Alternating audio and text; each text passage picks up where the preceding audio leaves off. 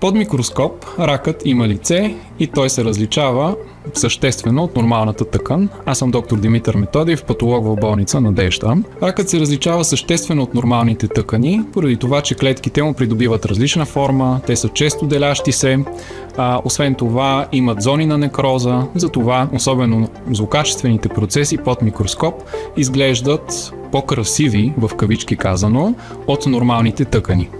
Ако една нормална тъкан може да бъде сравнена с една доста добре подредена държава или град, то злокачествените тумори може да бъдат сравнени с един град без правила и без план. Злокачествените тумори инфилтрират околните тъкани и именно заради това макроскопски, още когато са описани първите карциноми на гърда, заради тази инфилтрация в околните тъкани, се използва този термин cancer, което означава рак на английски, така че като щипките на рак инфилтрират околните тъкани. Туморните клетки могат да имат монструозен вид, което всеки един тумор показва една различна история, отделна история, която ние в своята ежедневна практика трябва да разчетем правилно и заедно да се преборим с това причудливо чудовище, което се случва, разбира се, в мултидисциплинарен екип, ние патолозите като част от този екип и самия пациент, който има също съществена роля.